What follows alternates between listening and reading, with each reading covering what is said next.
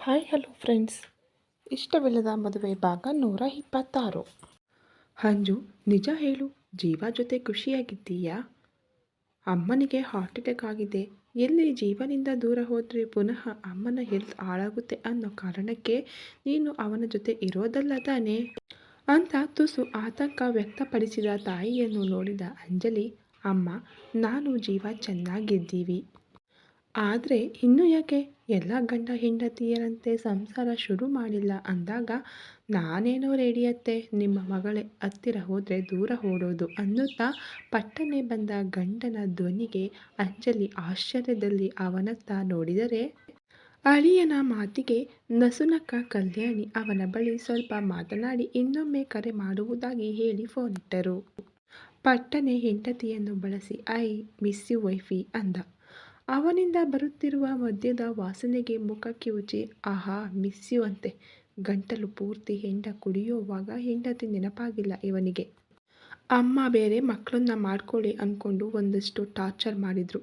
ಇನ್ನು ರಾತ್ರಿ ಪೂರ್ತಿ ಇವನ ಅದ್ಯಾವ ನಾಟಕ ನೋಡಬೇಕೋ ಛೇ ಅಂತ ತಲೆ ಮೇಲೆ ಕೈ ಹೊತ್ತು ಕುಳಿತರೆ, ವೈಫಿ, ನಾನು ನಿನ್ನ ಹಗ್ ಮಾಡಿದೆ, ನೀನ್ಯಾಕೆ ವಾಪಸ್ಸು ನನ್ನ ಹಗ್ ಮಾಡಲಿಲ್ಲ, ಹೇಟಿವ್ ಎಂದವನನ್ನು ಪಟ್ಟನೆ ಬಳಸಿದಾಗ ಅಲ್ಲೇ ಇದ್ದ ಅವಳ ಮೊಬೈಲಿಗೊಂದು ಮೆಸೇಜ್ ಬಂದಿತ್ತು. ಮೊಬೈಲ್ ಹಿಡಿದು ಮೆಸೇಜ್ ತೆರೆದಾಗ ಅತ್ತಿಗೆ, ದೀಪ್ ಸ್ವಲ್ಪ ಜಾಸ್ತಿನೇ ಕುಡ್ದಿದ್ದಾನೆ, ಹ್ಯಾಂಡಲ್ ಮಾಡೋಕೆ ಆಗದೇ ಇದ್ದರೆ ಕರೀರಿ ನನ್ನ ಅಂತ ಮನು ಎನ್ನುವ ಮೆಸೇಜ್ ಓದಿ ನಸುನಕ್ಕು, ಜೀವ ಮಲಗೋಣ್ವಾ, ನಾಳೆ ಮಾತಾಡೋಣ ಎಂದರೆ ಅವನಿಂದ ಯಾವುದೇ ಪ್ರತಿಕ್ರಿಯೆ ಬಾರದೆ ಇರುವುದನ್ನು ನೋಡಿ ನಿಧಾನಕ್ಕೆ ಅವನನ್ನು ಹಿಡಿದುಕೊಂಡು ಸರಿದರೆ ಅವನು ಕಣ್ಮುಚ್ಚಿ ಮಲಗಿದನು. ನಿಧಾನಕ್ಕೆ ಅವನನ್ನು ಮಲಗಿಸಿ ಹಣೆ ಮುಚ್ಚಿದ. ಅವನ ಕೂದಲನ್ನು ಸರಿಸಿ, ಕುಡಿದು ಬಂದು ಅದೇನು ಕಾಟ ಕೊಡ್ತೀಯೋ ಅಂತ ತಲೆ ಕೆಡಿಸಿಕೊಂಡಿದ್ರೆ ಚಿಕ್ಕ ಮಗು ತರಹ ಮಲ್ಕೊಂಡಿದ್ದೀಯಲ್ಲ, ಐ ಹೇಟ್ ಯು. ಯಾಕಂದರೆ 8 ಗಂಟೆಯಿಂದ ಈಗ ಟೈಮ್ ಎಷ್ಟು? 11 ಗಂಟೆ ತನಕ, ಅಂದರೆ 3 ಗಂಟೆಯಿಂದ ಐ ಆಮ್ ಮಿಸ್ಸಿಂಗ್ ಯು ಗೊತ್ತಾ ಅಂತ ಹದವಾಗಿ ಉಸಿರಾಡುತ್ತಿದ್ದವನನ್ನು ನೋಡಿ ಅವನು ಗಾಢ ನಿದ್ರೆಯಲ್ಲಿರುವುದನ್ನು ಅರಿತು ಅವನತ್ತ ಬಾಗಿ, ಅದ್ಯಾಕೆ ಅಷ್ಟು ಕೆಟ್ಟ ಸ್ಮೆಲ್ ಬರೋ ಡ್ರಿಂಕ್ಸ್ ಕುಡಿಯೋದು, ಛೀ ಅನ್ನುತ್ತಾ ಕೆನ್ನೆಗೆ ಮುತ್ತಿಟ್ಟು ಅವನಿಂದ ತುಸು ದೂರ ಸರಿದು ಮಲಗಿದಳು.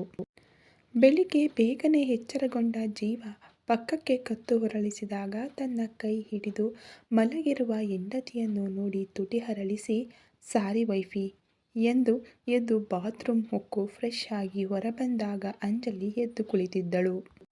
ಗುಡ್ ಮಾರ್ನಿಂಗ್ ವೈಫಿ ಎನ್ನುತ್ತಾ ಅವಳೆದುರು ಹೋದರೆ, ವೆರಿ ಗುಡ್, ಚೀಚಿ ಮೊದಲು ಬಟ್ಟೆ ಹಾಕೊಂಡು ಬಾ ಹೋಗು ಅಂದಳು. ಟವಲ್ ಮಾತ್ರ ಕಟ್ಟಿಕೊಂಡಿರುವವನನ್ನು ನೋಡಿ ಪಟ್ಟನೆ 2 ಕೈಗಳಿಂದ ಮುಖ ಮುಚ್ಚಿದವಳನ್ನು ನೋಡಿ ಡ್ರೆಸ್ಸಿಂಗ್ ರೂಮಿನತ್ತ ಹೆಜ್ಜೆ ಹಾಕಿದನು. ಇಷ್ಟು ಹ್ಯಾಂಡ್ಸಮ್ ಆಗಿರೋ ಗಂಡನನ್ನು ನೋಡಿಕೊಂಡು ನಾಚ್ಕೊಳ್ಳೋ ಬದಲು ಬಟ್ಟೆ ಹಾಕೊಂಡು ಬಾ ಅಂತೆ. ಹೀಗೆ ಆದ್ರೆ ಈ ಜನ್ಮದಲ್ಲಿ ಮಕ್ಕಳು ಮರಿ ಆಗೋಲ್ಲ ನಮಗೆ. ಇಲ್ಲ, ಇನ್ನೂ ಲೇಟ್ ಮಾಡಿದರೆ ಖಂಡಿತ ನನ್ನ ಸನ್ಯಾಸಿ ಮಾಡ್ತಾಳೆ ಇವಳು. ಸ್ವಲ್ಪ ರೊಮ್ಯಾಂಟಿಕ್ ಆಗಿ ಅಪ್ರೋಚ್ ಮಾಡಬೇಕು ಇವಳನ್ನು ಎಂದು ಗೊಣಗಿಕೊಂಡು ಬಟ್ಟೆ ತೊಟ್ಟು ಬಂದರೆ ಮಡದಿ ವಾಶ್ರೂಮಿಗೆ ಹೋಗಿದ್ದನ್ನು ನೋಡಿ ಕೆಳಗಡೆ ನಡೆದನು. ನೋಯುತ್ತಿದ್ದ ತಲೆ ಹಿಡಿದು ಲಕ್ಷ್ಮಿ ಬಳಿ ಟೀ ಕೇಳಿ ಪಡೆದ ಜೀವ ಆಗಲೇ ಟೀ ಕುಡಿಯುತ್ತಿದ್ದ ಅಪ್ಪ, ತಾತ ಮತ್ತು ಮನು ಜೊತೆ ಹೋಗಿ ಕೂತು, ಆರು ಮೆಸೇಜ್ ಮಾಡಿದ್ದಾನೆ ತಾತ, ಇವತ್ತೇ ಜೈ ಅಂಕಲ್ ಬಳಿ ಮಾತನಾಡೋಕೆ ಹೋಗ್ತಿದ್ದಾರಂತೆ ಎಂದ ಮೊಮ್ಮಗನ ಮಾತಿಗೆ, ಗುಡ್, ಶುಭಶ್ಯ ಶೀಘ್ರಂ. ಜೈ ಒಪ್ತಾನೋ ಇಲ್ವೋ ಅದು ಸೆಕೆಂಡರಿ, ಅವರಿಬ್ಬರು ಮನೆಯವರಲ್ಲಿ ಮಾತನಾಡೋಕೆ ಧೈರ್ಯ ಮಾಡಿದ್ರಲ್ಲ, ಅದಕ್ಕೆ ಮೆಚ್ಚಬೇಕು ಎಂದರು. ಕೆಳಗಡೆ ಬಂದ ಅಂಜಲಿ, ಜೀವ ಬೇಗ ತಯಾರಾಗು, ದಿತ್ಯ ಬೇರೆ ಬರಲ್ಲ ಇವತ್ತು, ಬೇಗ ಗಿರಿಧಾಮಕ್ಕೆ ಹೋಗಬೇಕು ಎಂದು ಅವಸರದಲ್ಲಿ ತಿಂಡಿ ಇದ್ದ ಹಾಟ್ ಬಾಕ್ಸನ್ನೆಲ್ಲ ತಂದಿಟ್ಟು ಅವರನ್ನೆಲ್ಲ ತಿಂಡಿಗೆ ಕರೆದಳು. ತಿಂಡಿ ಮುಗಿಸಿ ಎದ್ದ ಜೀವನಿಗೆ ತಕ್ಷಣ ತಲೆ ಸುತ್ತು ಬಂದಂತಾಗಿ ಅವನ ಹೆಜ್ಜೆ ತಪ್ಪಿ ಕುರ್ಚಿ ಹಿಡಿದ ರಭಸಕ್ಕೆ ಕುರ್ಚಿ ಕೆಳಬಿದ್ದು ಬೀಳಲು ಹೊರಟವನನ್ನು ಹಿಡಿದ ಮನು ಸಂಪೂರ್ಣವಾಗಿ ಕಣ್ಮುಚ್ಚಿ ತನ್ನ ಮೇಲೆ ವಾಲಿದವನನ್ನು ಆತಂಕದಲ್ಲಿ ನೋಡಿ, ದಿಪ್ಸ್ ಏನಾಯ್ತು ಕಣ್ಣು ಬಿಡು ಎಂದರೆ ಗಂಗಾಧರ್ ಇನ್ನೊಂದು ಕಡೆ ಮಗನನ್ನು ಹಿಡಿದು ಕೂರಿಸಿದವರು ಅಲ್ಲೇ ಇದ್ದ ತಣ್ಣೀರು ಅವನ ಮುಖಕ್ಕೆ ಹಾಕಿದಾಗ ನಿಧಾನವಾಗಿ ಕಣ್ತೆರೆದನು. ಈ ಬಾರಿ ಅಂಜಲಿ ತಣ್ಣೀರಲ್ಲಿ ಅವನ ಮುಖ ಒರೆಸುತ್ತಾ ಜೀವ ಆರ್ ಯು ಓಕೆ ಎಂದು ಗಾಬರಿಗೊಂಡ ಹೆಂಡತಿಯನ್ನು ನೋಡಿ ಹಾ ವೈಫಿ ಐ ಎಮ್ ಓಕೆ, ನಿನ್ನೆ ಡ್ರಿಂಕ್ಸ್ ಮಾಡಿದೆ ಅಲ್ವಾ, ಸೊ ಹ್ಯಾಂಗ್ ಓವರ್ ಆಗಿರಬೇಕು ಅನ್ನುತ್ತಾ ಎದ್ದು ನಿಲ್ಲಲು ಹೋದವನು ಪುನಃ ಮನು ಮೇಲೆ ವಾಲಿದಾಗ ಅತ್ತಿಗೆ ಗಿರಿಧಾಮಕ್ಕೆ ನೀವೊಬ್ಬರೇ ಹೋಗಿ, ಇವನು ಬರೋಲ್ಲ, ಇವನ ಜೊತೆಗೆ ನಾನಿರ್ತೀನಿ ಎಂದ ಮನು ಮಾತಿಗೆ ಒಪ್ಪದ ಅಂಜಲಿ ಇಲ್ಲ ನಾನೆಲ್ಲೂ ಹೋಗಲ್ಲ, ಜೀವ ಒಮ್ಮೆ ಆಸ್ಪತ್ರೆಗೆ ಹೋಗಿ ಬರೋಣವಾ ಅಂದಳು. ಅರೆಕಣ್ಣು ಮುಚ್ಚಿ ತೆರೆದವನನ್ನು ನೋಡಿ ಅವಳಿಗೆ ಗಾಬರಿಯಾಗಿತ್ತು. ಅಂಜಲಿ ಯಾಕಿಷ್ಟು ಪ್ಯಾನಿಕ್ ಆಗ್ತಿದ್ದೀಯಾ, ಲಕ್ಷ್ಮಿ ಒಂದು ಗ್ಲಾಸ್ ಲೆಮನ್ ಜ್ಯೂಸ್ ತಾ ಎಂದ ಗಂಗಾಧರ್. ಹೇಳಿದ ನಿಮಿಷಗಳಲ್ಲೇ ಲಕ್ಷ್ಮಿ ಲೆಮನ್ ಜ್ಯೂಸ್ ತಂದಿದ್ದಳು. ಅಂಜಲಿ ತಾನೇ ಖುದ್ದಾಗಿ ಅವನಿಗೆ ಆ ಜ್ಯೂಸ್ ಕುಡಿಸಿ ಮನು ಸಹಾಯದಿಂದ ಕೋಣೆಗೆ ಕರೆದುಕೊಂಡು ಹೋಗಿ ಮಲಗಿಸಿದಳು.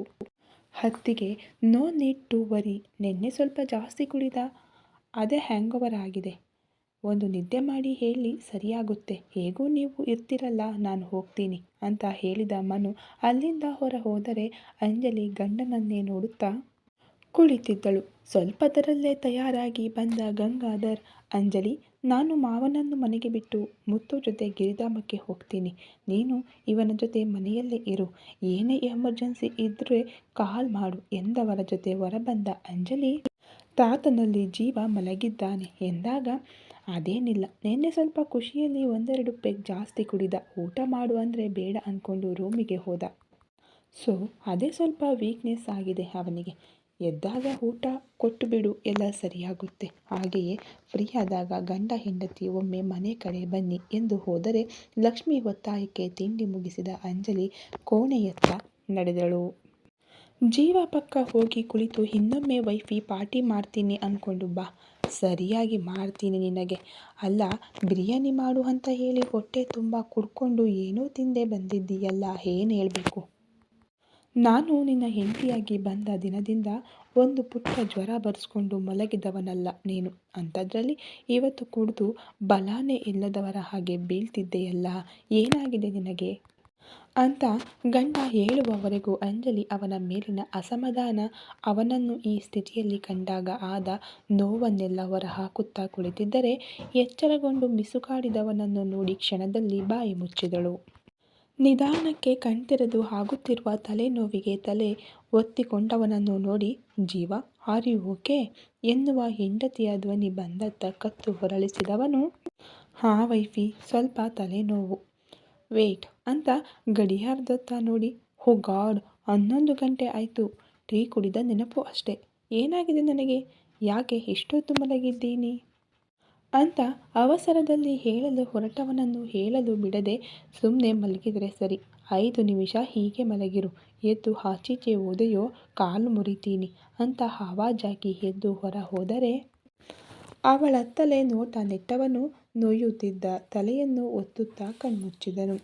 ಅಂಜಲಿ ಹೇಳಿದಂತೆ 5 ನಿಮಿಷದಲ್ಲಿ ವಾಪಸ್ಸಾಗಿ ಮಲಗಿರುವವನನ್ನು ಎದ್ದು ಕೂರಿಸಿ ತಟ್ಟೆಯಲ್ಲಿರುವ ಅನ್ನ ಸಾರು ಕಲಸಿ ಕೈ ತುತ್ತು ಚಾಚಿದರೆ ವೈಫಿ ಇಷ್ಟು ಬೇಗ ಊಟ, ಕೆಳಗಡೆ ನಿನ್ನ ಮತ್ತು ಡ್ಯಾಡ್ ಜೊತೆಯಲ್ಲೇ ಊಟ ಮಾಡ್ತೀನಿ ಎಂದ ಕೂಡಲೇ ತಟ್ಟೆಯನ್ನು ಮಂಚದ ಮೇಲಿಟ್ಟು ಇನ್ನೊಂದು ಕೈಯಲ್ಲಿ ಅವನ ಕೆನ್ನೆಯನ್ನು ಹಿಡಿದು ಕೈತುತ್ತು ಅವನ ಬಾಯಿಗೆ ತುರುಕಿ ಮೊದಲು ಈ ತಟ್ಟೆಯಲ್ಲಿರೋದನ್ನೆಲ್ಲ ತಿನ್ನಿಸ್ತೀನಿ, ಅದನ್ನು ತಿನ್ನೋಕೆ ಮಾತ್ರ ಬಾಯಿ ತೆರಿ, ಅದು ಬಿಟ್ಟು ಏನಾದರೂ ಮಾತಾಡಿದರೆ ಗುದ್ದುತ್ತೀನಿ ಅಂತ ತುಸು ಕೋಪದಲ್ಲಿ ಹೇಳಿದರೆ ಅವಳತ್ತ ಗೊಂದಲದಲ್ಲೇ ನೋಡುತ್ತಾ ಕೈತುತ್ತು ತಿಂದು ತಟ್ಟೆ ಖಾಲಿ ಮಾಡಿದನು.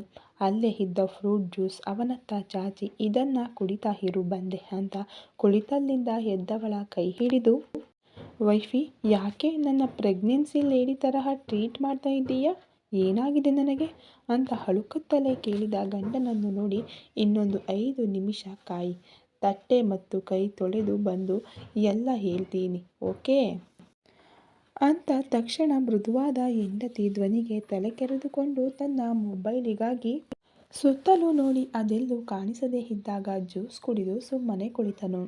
ಬೇಗನೆ ಕೈ ತೊಳೆದು ಮೇಲೆ ಬಂದ ಅಂಜಲಿ ಕಣ್ಮುಚ್ಚಿ ಮಂಚಕ್ಕೆ ಹೊರಗೆ ಕುಳಿತವನನ್ನು ನೋಡಿ ಹಾ ಮಿಸ್ಟರ್ ಜೀವ ನಿನ್ನೆ ನೀವು ಕಂಠಪೂರ್ತಿ ಕುಡಿದದ್ದು ಯಾವ ಖುಷಿಗೆ ಅಂದಾಗ ಪಟ್ಟನೆ ಕಣ್ತೆರೆದು ನೋಡಿದವನು ತನ್ನೆದುರು ಕೈಕಟ್ಟಿ ನಿಂತಿರುವ ಹೆಂಡತಿಯನ್ನು ನೋಡಿ, ಹೀಗೆ ವೈಫಿ, ನಿನ್ನ ನನ್ನ ನಡುವಿನ ಪ್ರಾಬ್ಲಮ್ ಸಾಲ್ವ್ ಆಯ್ತಲ್ವಾ, ಆ ಖುಷಿಗೆ ಕುಡ್ದಿರೋದು ಎಂದ. ಅವನ ಮಾತಿಗೆ ತಕ್ಷಣ ಚಪ್ಪಾಳೆ ತಟ್ಟುತ್ತಾ, ವಾವ್, ನಿನ್ನ ನಡುವಿನ ಪ್ರಾಬ್ಲಮ್ ಸಾಲ್ವ್ ಆದರೆ ನೀನು ಅದನ್ನು ನನ್ನ ಜೊತೆ ಸೆಲೆಬ್ರೇಟ್ ಮಾಡೋದು ಬಿಟ್ಟು ಅಪ್ಪ, ತಾತ ಮತ್ತು ನಿನ್ನ ಆ ಕುಚಿಕು ಫ್ರೆಂಡ್ ಜೊತೆ ಸೆಲೆಬ್ರೇಟ್ ಮಾಡಿ ಲಿಮಿಟ್ ಮೀರಿ ಕುಡಿದು ಹೊಟ್ಟೆಗೆ ಏನೂ ತಿನ್ನದೆ ಬೆಳಿಗ್ಗೆ ತಲೆ ತಿರುಗಿ ಬಿದ್ದು ನಮಗೆಲ್ಲ ಶಾಕ್ ನೀಡಿ, ಈಗ ಅಲ್ಲ ನಿನ್ನೆ ರಾತ್ರಿಯಿಂದ ಕುಂಭಕರ್ಣನ ಹಾಗೆ ನಿದ್ದೆ ಮಾಡುತ್ತಾ ನನ್ನನ್ನು ಟೆನ್ಷನ್ನಲ್ಲಿ ಸಾಯುವ ಹಾಗೆ ಮಾಡಿ ಈಗ ವೈಫಿ ನಾನಿಲ್ಲಿ ನನಗೇನಾಯಿತು ಅಂತ ಡೈಲಾಗ್ ಹೊಡಿತಿದ್ದೀಯಾ? You stupid. ಜಾಸ್ತಿ ಕುಡಿದ್ರೆ ನಿನಗೆ ಹ್ಯಾಂಡಲ್ ಮಾಡೋಕ್ಕೆ ಆಗೋಲ್ಲ ಅಂದಮೇಲೆ ಕುಡಿಯೋದು ಯಾಕೆ? ಇನ್ನೊಮ್ಮೆ ವೈಫಿ ಪಾರ್ಟಿ ಅಂದ್ಕೊಂಡು ಬಾ, ಬಾಯಲ್ಲಿರೋ ಅಲ್ಲೆಲ್ಲ ಉದುರಿಸಿ ಕೈಯಲ್ಲಿ ಕೊಡ್ತೀನಿ ನೋಡು ಎಂದ. ಹೆಂಡತಿಯ ಮಾತಿಗೆ ಕಿವಿಯಾದವನಿಗೆ ಒಮ್ಮೆಲೆ ಗುಡುಗು ಸಿಡಿಲಿನ ಸಹಿತ ಜೋರಾಗಿ ಮಳೆ ಬಂದು ಹೋದಂತಿತ್ತು. ನಿಧಾನಕ್ಕೆ ಕುಳಿತಲ್ಲಿಂದ ಎದ್ದು ಹೆಂಡತಿಯ ಪಕ್ಕ ಹೋಗಿ ಅವಳನ್ನು ನವಿರಾಗಿ ಬಳಸಿದ ಜೀವ. I am sorry, I am really sorry wifey, ನಾನು ಯಾವತ್ತೂ ಅಷ್ಟು ಡ್ರಿಂಕ್ಸ್ ಮಾಡೋಲ್ಲ. ಇನ್ನೂ ಊಟ ಮಾಡದೆ, ಅದರಲ್ಲೂ ನಿನ್ನ ಕೈ ಅಡುಗೆ ತಿನ್ನದೆ ಮಲಗಿದವನೇ ಅಲ್ಲ. ಅಂಥದ್ದರಲ್ಲಿ ನಿನ್ನೆ ನನಗೆ ಅದೇನಾಯಿತು ಗೊತ್ತಿಲ್ಲ. ಐ ಸ್ವೇರ್ ಇನ್ನೊಮ್ಮೆ ಈ ತರಹ ತಪ್ಪು ಆಗೋಲ್ಲ ಅಂತ ಅವಳ ಕಣ್ಣಲ್ಲಿ ಕಣ್ಣಿಟ್ಟು ಹೇಳಿದರೆ ಗಂಡನನ್ನು ತಳ್ಳಿ, ನಿನ್ನ ಸಾರಿ, ನಿನ್ನ ಪ್ರಾಮಿಸ್ ಏನೂ ಬೇಕಾಗಿಲ್ಲ ಎಂದು ಮೂತಿ ಉಬ್ಬಿಸಿ ಹೇಳಿದವಳ ತುಟಿಗಳಿಗೆ ಪುಟ್ಟದಾದ ಮುತ್ತಿಟ್ಟು, ಮತ್ತೇನು ಬೇಕು, ನಾನು ಬೇಕಾ ಎಂದವನ ಕಂಗಳ ಸೆಳೆತಕ್ಕೆ ಸೋತು ಹೌದೆಂದು ತಲೆಯಾಡಿಸಿದಾಗ ತುಟಿ ಹರಡಿಸಿದವನನ್ನು ನೋಡಿ ಪಟ್ಟನೆ ಇಲ್ಲವೆಂದು ತಲೆಯಾಡಿಸಿದರೆ ನಸುನಕ್ಕೋ ಹೆಂಡತಿಯನ್ನು ಬರಸೆಳೆದು ತಬ್ಬಿಕೊಂಡ ಜೀವ. I love you wifey, I am sorry ಎನ್ನುತ್ತಾ ಅವಳ ಕೊರಳ ಇಳಿಜಾರಲ್ಲಿ ಮುಖ ಹುದುಗಿಸಿದಾಗ ಅಂಜಲಿಯ ತನು ನವಿರಾಗಿ ಕಂಪಿಸಿತ್ತು. ನಿಮಿಷಗಳ ಕಾಲ ಹಾಗೆಯೇ ಇದ್ದವನು ವೈಫಿ, ಡ್ಯಾಡ್, ತಾತ ಮತ್ತು ಮನು ಅಂತ ಅವರ ಬಗ್ಗೆ ವಿಚಾರಿಸಿದಾಗ ಬೆಳಿಗ್ಗೆಯಿಂದ ನಡೆದ ಎಲ್ಲವನ್ನು ಹೇಳಿ, ನಾವೆಲ್ಲ ಅದೆಷ್ಟು ಹೆದರಿದ್ದೀವಿ ಗೊತ್ತಾ, ಹ್ಯಾಂಡಲ್ ಮಾಡೋಕ್ಕೆ ಆಗದೆ ಇದ್ದ ಮೇಲೆ ಕುಡಿಯೋದು ಯಾಕೆ ಎಂದು ಗದರಿದಾಗ ಅವಳಿಂದ ದೂರ ಸರಿದ ಜೀವ. ಅದೆಲ್ಲ ಬಿಡು ವೈಫಿ, ಹೇಗೂ ನಾವಿಬ್ಬರು ಗಿರಿಧಾಮಕ್ಕೆ ಹೋಗೋದಿಲ್ಲ. ಅಲ್ಲದೆ ಈಗ ಇಬ್ಬರಿಗೂ ಫ್ರೀ ಟೈಮ್, ಮೊನ್ನೆ ಪೆಂಡಿಂಗ್ ಇಟ್ಟಿದ್ದ ಕೆಲಸ ಪೂರ್ತಿ ಮಾಡೋಣವಾ ಎಂದು ಹುಬ್ಬು ಹಾರಿಸಿ ಕೇಳಿದರೆ ಪಟ್ಟನೆ ಬೇಡವೆಂದು ತಲೆ ತಗ್ಗಿಸಿದವಳನ್ನು ನೋಡಿ ನಗುತ್ತಾ ಅಂಜಲಿಯನ್ನು ಬಡಿಸಿ, ಈಗ ಹೇಳು, ನನ್ನ ಮೇಲೆ ಇಷ್ಟೊಂದು ಕೋಪ ನಾನು ಕುಡ್ಕೊಂಡು ಲೇಟಾಗಿ ರೂಮಿಗೆ ಬಂದದ್ದಕ್ಕಾ ಅಥವಾ ಬೆಳಿಗ್ಗೆ ತಲೆ ತಿರುಗಿ ಬಿದ್ದಿದ್ದಕ್ಕಾ ಅಂದಾಗ ಗಂಡನತ್ತ ಹುರಿನೋಟ ಬೀರಿ, ಯಾವುದಕ್ಕೂ ಅಲ್ಲ, ಈಗ ಊಟ ಆಯ್ತಲ್ಲ, ಸ್ವಲ್ಪ ರೆಸ್ಟ್ ಮಾಡು, ಆಮೇಲೆ ಮತ್ತೊಮ್ಮೆ ನನ್ನ ಜೊತೆ ಊಟ ಮಾಡಬೇಕು ಎಂದವನನ್ನೇ ರೆಪ್ಪೆ ಮಿಟುಕಿಸದೆ ನೋಡುತ್ತಾ, ನಿನ್ನ ಜೊತೆ ಯಾವ ಊಟ ಮಾಡಬೇಕು ವೈಫಿ ಎಂದ ಗಂಡನ ಜೇನು ಭರಿತ ಧ್ವನಿ. ಆ ಕಣ್ಣೋಟಕ್ಕೆ ಸೋತವಳು, ಏನೇನೋ ಮಂಗನಾಟ ಮಾಡಿ ನನ್ನ ಕೋಪ ಕಡಿಮೆ ಮಾಡೋಕೆ ನೋಡಬೇಡ. ನಿನ್ನೆ ರೂಮಲ್ಲಿ ನಿನ್ನನ್ನು ಅದೆಷ್ಟು ಮಿಸ್ ಮಾಡಿದೆ ಗೊತ್ತಾ, ಆದರೆ ನೀನು ಸರಿಯಾಗಿ ಕುಡಿದು ಬಂದು ಮಲಗಿಬಿಟ್ಟೆ ಎಂದು ಕೋಪದಲ್ಲಿ ನಿಜವನ್ನೇ ಹೇಳಿದಾಗ ಪಟ್ಟನೆ ತನ್ನವಳ ನಡುಬಳಸಿ ತನ್ನತ್ತ ಎಳೆದುಕೊಂಡು ಅವಳ ತುಟಿಗಳಿಗೆ ತನ್ನ ತುಟಿ ಒತ್ತಿದನು. ಈ ಕಥೆ ಇನ್ನು ಮುಂದುವರಿಯುವುದು. ದಯವಿಟ್ಟು ವಿಡಿಯೋ ನೋಡ್ತಾ ಇರೋರು ಸಬ್ಸ್ಕ್ರೈಬ್ ಮಾಡಿಕೊಂಡು ವಿಡಿಯೋ ನೋಡಿ, ಹಾಗೆ ವಿಡಿಯೋಗೆ ಒಂದು ಲೈಕ್ ಮಾಡಿ, ಹಾಗೆ ಈ ಸ್ಟೋರಿ ಬಗ್ಗೆ ನಿಮ್ಮ ಅನಿಸಿಕೆ ಅಭಿಪ್ರಾಯಗಳನ್ನು ಕಾಮೆಂಟ್ ಮೂಲಕ ನಮಗೆ ತಿಳಿಸಿ. ನಿಮ್ಮೆಲ್ಲರ ಪ್ರೋತ್ಸಾಹಕ್ಕೆ ಧನ್ಯವಾದಗಳು.